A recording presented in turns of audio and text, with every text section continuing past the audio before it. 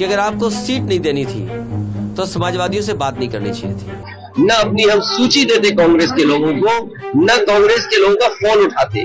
कांग्रेस और समाजवादी पार्टी के बीच की लड़ाई ने इंडिया गठबंधन में दरार पैदा कर दी है और यह दरार लोकसभा चुनाव 2024 के लिहाज से बिल्कुल भी सेहतमंद नहीं है।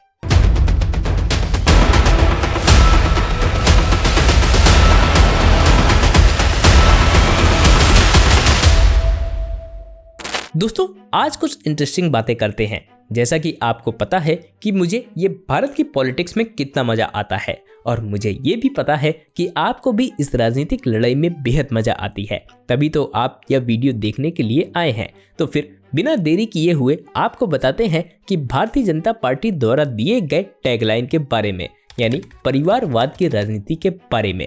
नमस्कार दोस्तों, मैं रतन सिंह, आप सभी का स्वागत है हमारे चैनल में। दोस्तों, 2024 के लोकसभा चुनाव से पहले ओपोजिशन पार्टी को एकजुट करने के लिए इंडिया गठबंधन बनाया गया था। इस गठबंधन में समाजवादी पार्टी, कांग्रेस, राष्ट्रीय जनता दल, शिवसेना यानी उद्धव ठाकरे गुट और कुछ अन्य क्षेत्र पार्टियां शामिल हैं। हालांकि हाल ही में इस गठबंधन में दरार पड़ने की खबरें आ रही हैं। आइए जानते हैं क्यों। दोस्तों, आपको बता दें कि हाल ही में समाजवादी पार्टी के अध्यक्ष अखिलेश यादव और मध्य प्रदेश के पूर्व मुख्यमंत्री कमलनाथ के बीच तकरार पड़ गई है।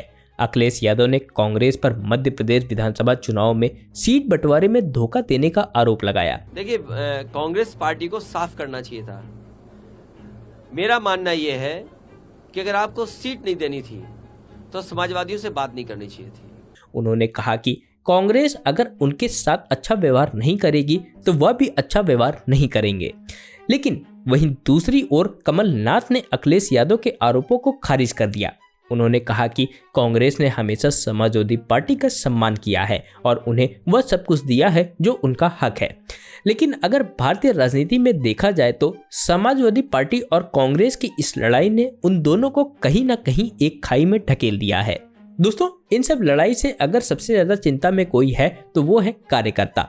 इंडिया गठबंधन में दरार की खबरों से ओपोजिशन पार्टी के कार्यकर्ताओं और समर्थकों में चिंता है। उन्हें डर है कि यह दरार 2024 के लोकसभा चुनाव में भारतीय जनता पार्टी को फायदा पहुंचा सकती है और भारतीय जनता पार्टी की आए दिन बढ़ती लोकप्रियता से यह सही होता दिख भी रहा है। लेकिन देखने वाली बात यह है कि क्या इंडिया गठबंधन लोकसभा चुनाव 2024 तक टिक भी पाएगा या नहीं। दोस्तों, आपने यह कहावत तो जरूर सुनी होगी, बिना पेंदी का लोटा। यह कहावत सूट होती है अखिलेश यादव के ऊपर। या मैं इसलिए कह रहा हूं क्योंकि अखिलेश यादव कल तक कांग्रेस से नाराज थे और आज मान गए हैं। उन्होंने खुद यह बयान दिया है कि कांग्रेस के सबसे बड़े नेता का फोन आ गया है, वह कोशिश करेंगे कि इंडिया गठबंधन न टूटे। गठबंधन बहुत मजबूत है।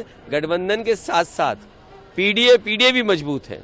खबरों में यही कहा गया है कि राहुल गांधी ने खुद अखिलेश यादव को फोन किया था। कुछ दिन पहले ही अखिलेश यादव ने कांग्रेस को धोखेबाज पार्टी कहा था और उसके प्रदेश के बड़े नेता को चिरकुट। इन सब चीजों से आप समझ सकते हैं कि देश की राजनीति का क्या हाल हो गया है। एक तरफ सारी पार्टियां एकजुट होकर एक गठबंधन कर रही हैं, लेकिन जाहिर सी बात है, जब इतनी सारी पार्टियां एक साथ आएंगी तो कोई किसी से खुश तो नहीं रहेगा। सभी पार्टियां आपस में रूठेंगी, नाराज होंगी। लेकिन जब बात आ जाती है कि भारतीय जनता पार्टी को हराना है तो न चाहते हुए भी इन सभी पार्टियों को एकजुट होने का नाटक करना ही पड़ता है। तो देखा जाए तो पिछले 1.5 दशक के करियर में अखिलेश यादव रूठने और मनाने की राजनीति में ज्यादातर उलझे ही रहे, क्योंकि अखिलेश यादव कभी पिता मुलायम सिंह यादव तो कभी चाचा शिवपाल यादव, अमर सिंह, मायावती, चौधरी अजीत सिंह और तो और कभी राहुल गांधी तक से उनके रूठने मनाने का संबंध रहा है। साल 2012 के उत्तर प्रदेश विधानसभा चुनाव में अखिलेश यादव के नेतृत्व में समाजवादी पार्टी की सरकार बनी थी। लेकिन अखिलेश यादव की कम उम्र, तजुर्बा और उनके स्वभाव को देखते हुए कोई यह मानने के लिए तैयार नहीं हुआ कि उत्तर प्रदेश जैसा बड़ा राज्य वह संभाल सकते हैं, और हुआ भी यही। प्रदेश में 4 सुपर सीएम बन गए। मुलायम सिंह के अलावा अमर सिंह, शिवपाल यादव और आजम खान अपने अपने ढंग से फैसले करने लगे। कई बार सार्वजनिक तौर पर मुलायम सिंह यादव ने मुख्यमंत्री के रूप में अखिलेश यादव की गरिमा का उल्लंघन कर दिया। मुख्यमंत्री के रूप में 3 साल बीत जाने के बाद अखिलेश यादव को होश आया कि अब न संभले तो फिर कभी नेतृत्व का अवसर नहीं मिलेगा। जिसके बाद पहली बार अखिलेश ने अपनी हनक दिखाई और अपने मेंटर अमर सिंह को ही सपा से बाहर कर दिया। अखिलेश यादव किसी भी सूरत में अमर सिंह को माफ करने के लिए तैयार नहीं हुए, भले ही इसके लिए उन्हें अपने पिता से ही विद्रोह करना पड़ जाए। वीडियो में और आगे बढ़ने से पहले यह जान लेते हैं कि यह इंडिया अलायंस है क्या। इंडिया गठबंधन का पूरा नाम भारतीय राष्ट्रीय विकासशील समावेशी गठबंधन है। नाम तो सुनने में अच्छा लगा होगा, लेकिन इसमें एकदम दम नहीं है। हाँ, लेकिन 2024 चुनाव में यह भारतीय जनता पार्टी को झटका तो जरूर दे सकती है, या 2024 के लोकसभा चुनाव में भारतीय जनता पार्टी के नेतृत्व वाले राष्ट्रीय जनतांत्रिक गठबंधन यानी कि एनडीए को चुनौती देने के लिए बनाया गया है। इंडिया गठबंधन में भारतीय राष्ट्रीय कांग्रेस, समाजवादी पार्टी, राष्ट्रीय जनता दल, शिवसेना और कुछ अन्य क्षेत्र पार्टियां शामिल हैं। इन पार्टियों के नेताओं ने 2023 में एक बैठक की थी और इस गठबंधन का गठन करने का फैसला किया था। इंडिया गठबंधन का उद्देश्य भारतीय जनता पार्टी के विभाजनकारी और अलोकतांत्रिक शासन को समाप्त करना और एक ऐसा भारत बनाना है जहां सभी नागरिकों का सम्मान के साथ व्यवहार किया जाए। गठबंधन के नेताओं ने कहा है कि वो एक ऐसी सरकार बनाएंगे जो सभी भारतीयों के लिए काम करेगी और देश को विकास और समृद्धि की नई ऊंचाइयों पर ले जाएगी। लेकिन अब सवाल यह है कि क्या इंडिया गठबंधन में जो पार्टी है, क्या वह सच में इन नीतियों पर काम करती भी है या नहीं, तो डिसाइड आपको ही करना है। वीडियो में यहाँ तक अगर आप बने हैं तो एक कमेंट करके जरूर बताइएगा कि आप इंडिया गठबंधन के बारे में क्या सोचते हैं। क्या सच में इसमें कोई दम है? जो वादे इंडिया गठबंधन की पार्टियां कर रही हैं, क्या उसमें यह खड़ी उतरने के लायक है कि नहीं? इंडिया गठबंधन अभी अपनी स्टार्टिंग स्टेज में है। गठबंधन के नेताओं को अभी यह तय करना है कि वे लोकसभा चुनाव में कितनी सीटों पर लड़ेंगे और सीटों का बंटवारा कैसे होगा। सबसे बड़ी लड़ाई तो तभी शुरू होगी जब इस गठबंधन के नेताओं में सीट का बंटवारा होगा। तब दिखेगी कि कितने लोग गठबंधन को छोड़कर भागते हैं और कितने नाराज होते हैं। हालांकि यह स्पष्ट है कि इंडिया गठबंधन 2024 के लोकसभा चुनाव में भारतीय जनता पार्टी के लिए एक बड़ी चुनौती होगा। दोस्तों, इंडिया गठबंधन में समाजवादी पार्टी और कांग्रेस पार्टी दो सबसे बड़ी पार्टियां हैं। दोनों पार्टियां भारतीय जनता पार्टी को हराने के लिए एकजुट हुई हैं, लेकिन उनके बीच कुछ मतभेद भी हैं। यह गठबंधन भारतीय जनता पार्टी को हराने के लिए तो जरूर बना है, लेकिन देखना यह है कि क्या चुनाव होते होते यह खुद भी बच पाता है या नहीं। समाजवादी पार्टी एक क्षेत्र पार्टी है जिसका मुख्य आधार उत्तर प्रदेश है, लेकिन कांग्रेस पार्टी एक राष्ट्रीय पार्टी है जिसका आधार पूरे देश में है। दोनों पार्टियों की विचारधाराओं में भी कुछ अंतर है। समाजवादी पार्टी एक वामपंथी पार्टी है, जबकि कांग्रेस पार्टी एक मध्य मार्गी पार्टी है। समाजवादी पार्टी और कांग्रेस पार्टी के बीच मतभेदों में से एक सीटों का बंटवारा है। दोनों पार्टियां लोकसभा चुनाव में अधिक से अधिक सीटें जीतना चाहती हैं। हालांकि दोनों पार्टियों के बीच सीटों का बंटवारा आसान नहीं होगा। दोस्तों, समाजवादी पार्टी और कांग्रेस पार्टी के बीच मतभेदों के बावजूद दोनों पार्टियों को एकजुट रहने की जरूरत है। अगर दोनों पार्टियां एकजुट रहती हैं तो वह भारतीय जनता पार्टी को हराने में सक्षम हो सकती हैं। समाजवादी पार्टी और कांग्रेस पार्टी के बीच मतभेद इंडिया गठबंधन के लिए एक चुनौती है। हालांकि अगर दोनों पार्टियां एकजुट रहती हैं तो वे भारतीय जनता पार्टी को हराने और एक नए भारत का निर्माण करने में सक्षम हो सकती हैं। मध्य प्रदेश विधानसभा चुनाव में समाजवादी पार्टी और कांग्रेस पार्टी ने एक साथ चुनाव लड़ा था। हालांकि चुनाव के बाद दोनों पार्टियों के बीच मतभेद बढ़ गए हैं। समाजवादी पार्टी का आरोप है कि कांग्रेस ने चुनाव में उन्हें धोखा दिया है। समाजवादी पार्टी के अध्यक्ष अखिलेश यादव का कहना है कि कांग्रेस ने चुनाव में समाजवादी पार्टी को कम सीटें दी। उन्होंने यह भी आरोप लगाया है कि कांग्रेस ने समाजवादी पार्टी के उम्मीदवारों को टिकट नहीं दिए जिन्हें जीतने की संभावना थी। दोस्तों, सोचिए कि मध्य प्रदेश के चुनाव में जब यह हाल है तो जब लोकसभा के चुनाव होंगे तो यह लड़ाई या नाराजगी किस स्तर तक पहुंच जाएगी। कांग्रेस ने इन आरोपों को खारिज कर दिया है। कांग्रेस का कहना है कि उन्होंने समाजवादी पार्टी के साथ एक समझौते के अनुसार चुनाव लड़ा था। कांग्रेस का कहना है कि समाजवादी पार्टी के उम्मीदवारों को कम सीटें दी गई हैं क्योंकि वे कांग्रेस के उम्मीदवारों से कम मजबूत थे। कांग्रेस और समाजवादी पार्टी के बीच मतभेदों के कई कारण हो सकते हैं। एक कारण यह हो सकता है कि दोनों पार्टियां लोकसभा चुनाव में अधिक से अधिक सीटें जीतना चाहती हैं। दूसरा कारण यह हो सकता है कि दोनों पार्टियों में नेतृत्व को लेकर मतभेद है। कांग्रेस और समाजवादी पार्टी के बीच मतभेद इंडिया गठबंधन के लिए एक चुनौती है। अगर दोनों पार्टियां एकजुट रहती हैं तो वे भारतीय जनता पार्टी को हराने में सक्षम हो सकती हैं। हालांकि दोस्तों, अगर दोनों पार्टियां एक दूसरे पर आरोप लगाती रहती हैं तो वे भारतीय जनता पार्टी को फायदा पहुंचा सकती हैं। इसी तरह अगर समाजवादी पार्टी कांग्रेस आपस में लड़ते रहेंगे तो इसका सीधा और बहुत बड़ा फायदा भारतीय जनता पार्टी को पहुंचेगा। या इंडिया गठबंधन जो कुछ वोट बीजेपी के तोड़ भी सकते थे, वह भी इन लड़ाइयों की वजह से भारतीय जनता पार्टी के खाते में ही चले जाएंगे। कांग्रेस और समाजवादी पार्टी के बीच मतभेदों के कारणों के बारे में अभी भी स्पष्टता नहीं है। हालांकि यह स्पष्ट है कि इन मतभेदों से इंडिया गठबंधन को नुकसान हो सकता है। दोस्तों, अब बात कर लेते हैं कि मध्य प्रदेश में कांग्रेस का क्या प्लान है। मध्य प्रदेश में कांग्रेस पार्टी का लक्ष्य 2024 के लोकसभा चुनाव में भारतीय जनता पार्टी को हराना है। इसके लिए कांग्रेस पार्टी ने कई योजनाएं बनाई हैं। आइए जानते हैं। कांग्रेस पार्टी ने मध्य प्रदेश में अपने संगठन को मजबूत करने पर ध्यान केंद्रित किया है। पार्टी ने नए सदस्यों को जोड़ा है और पार्टी कार्यकर्ताओं को प्रशिक्षित किया है। कांग्रेस पार्टी ने मध्य प्रदेश की जनता को भारतीय जनता पार्टी सरकार की विफलताओं के बारे में जागरूक करने पर ध्यान केंद्रित किया है। पार्टी ने भाजपा सरकार की नीतियों की आलोचना करने और जनता को यह बताने के लिए अभियान चलाया है कि भाजपा सरकार जनता की हित में काम नहीं कर रही है। कांग्रेस पार्टी ने मध्य प्रदेश में अपने उम्मीदवारों का चयन करने के लिए एक पारदर्शी प्रक्रिया शुरू की है। पार्टी ने एक समिति बनाई है जो उम्मीदवारों के चयन के लिए जिम्मेदार है।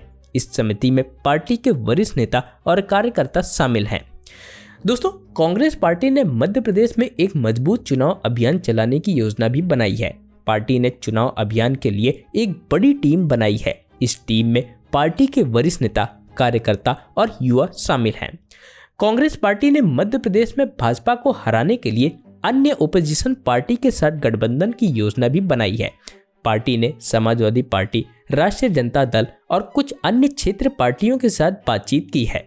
कांग्रेस पार्टी मध्य प्रदेश में अपने प्रयासों को बढ़ा रही है ताकि 2024 के लोकसभा चुनाव में भारतीय जनता पार्टी को हराया जा सके। पार्टियों ने अपने संगठन को मजबूत करने, जनता को जागरूक करने, उम्मीदवारों का चयन करने और चुनाव अभियान चलाने के लिए कई योजनाएं बनाई हैं। यह सभी योजनाएं कितनी सफल होंगी यह तो वक्त ही बताएगा। दोस्तों, वीडियो में आगे बढ़ते हैं और जानते हैं कि किस प्रकार से SC/ST के बीच कांग्रेस और समाजवादी पार्टी फंसी हुई है। कांग्रेस और समाजवादी पार्टी दोनों SC और ST के अधिकारों और हितों के लिए काम करती हैं। दोनों पार्टियां SC और ST के लिए आरक्षण और आर्थिक सहायता प्रदान करती हैं। SC और ST के बीच कांग्रेस और समाजवादी पार्टी के संबंधों को और अधिक मजबूत करने के लिए दोनों पार्टियों को मिलकर काम करना चाहिए। लेकिन यह करना कितना सही है या आप डिसाइड करिए। आप हमें कमेंट करके जरूर बताइए कि क्या SC/ST के लिए कांग्रेस और समाजवादी पार्टी का सॉफ्ट कॉर्नर सिर्फ एक वोट के लिए है या वाकई में उनको ऐसे लोगों की चिंता है। दोस्तों, आइए अब जानते हैं कि कैसे समाजवादी पार्टी और कांग्रेस की लड़ाई का बीजेपी उठा पाएगी फायदा। हमने आपको बताया कि 2024 लोकसभा चुनाव में भारतीय जनता पार्टी को हराने के लिए इंडिया गठबंधन की न्यू ओपोजिशन पार्टी द्वारा रखी गई है।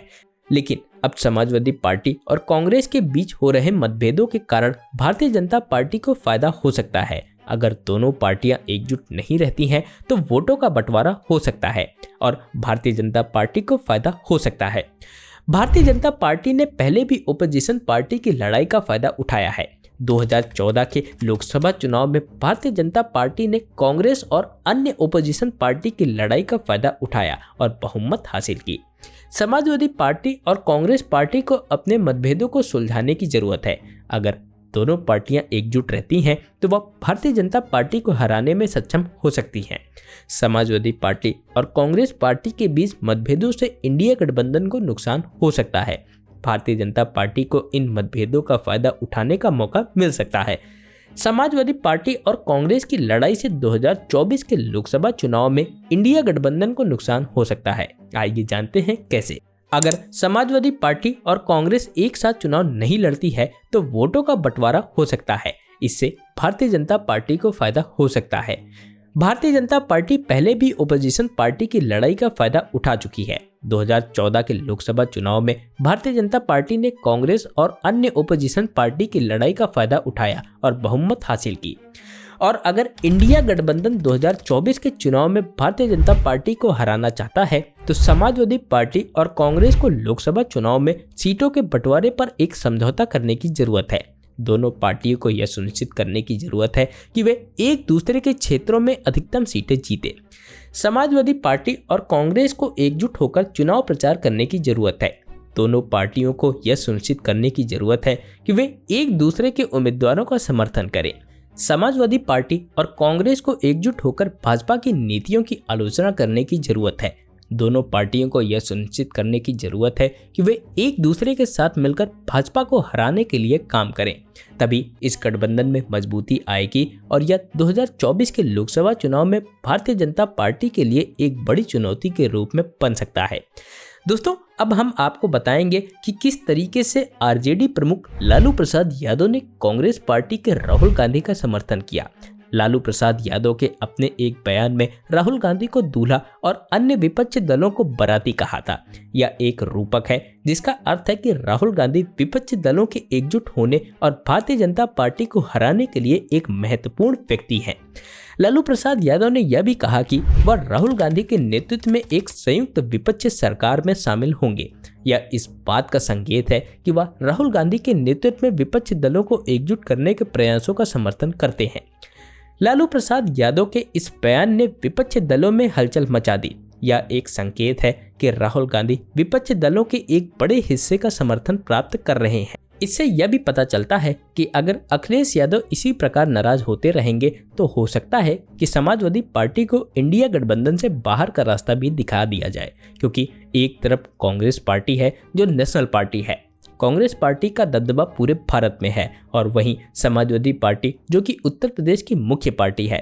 हालांकि उत्तर प्रदेश एक ऐसा राज्य है जो यह निर्धारित करता है कि सेंट्रल में किसकी सरकार बनेगी, लेकिन फिर भी गठबंधन है और इस प्रकार कोई पार्टी नाराज होती रहेगी तो कुछ भी हो सकता है। लालू प्रसाद यादव राहुल गांधी को एक युवा और अनुभवी नेता मानते हैं जो विपक्षी दलों को एकजुट कर सकते हैं। लालू प्रसाद यादव राहुल गांधी को एक लोकप्रिय नेता मानते हैं जो चुनाव में भारतीय जनता पार्टी को हराने में सक्षम हो सकते हैं। लालू प्रसाद यादव विपक्षी दलों को एकजुट करने के लिए राहुल गांधी की क्षमता पर विश्वास करते हैं। दोस्तों, यह भी ध्यान रखना जरूरी है कि लालू प्रसाद यादव ने यह बयान एक राजनीतिक सम्मेलन में दिया था। इस प्रकार यह एक राजनीतिक बयान भी हो सकता है जिसका उद्देश्य राहुल गांधी को एक मजबूत नेता के रूप में पेश करना था। दोस्तों, उत्तर प्रदेश में ओम प्रकाश राजभर को भी समाजवादी पार्टी और कांग्रेस की लड़ाई से कई फायदे हो सकते हैं। पहला फायदा यह है कि वह अपना दल सुहेलदेव भारतीय समाज पार्टी सुभा सपा को एक मजबूत स्थिति में ला सकते हैं। अगर समाजवादी पार्टी और कांग्रेस एक साथ नहीं लड़ते हैं तो यह ओम प्रकाश राजभर को अपना दल को एक विकल्प के रूप में पेश करने का मौका देगा। इससे उन्हें उन मतदाताओं का समर्थन मिल सकता है जो दोनों मुख्य विपक्षी दलों से नाखुश हैं। दूसरा फायदा यह है कि वह अपनी मांगों को मनवाने के लिए भारतीय जनता पार्टी पर दबाव बना सकते हैं।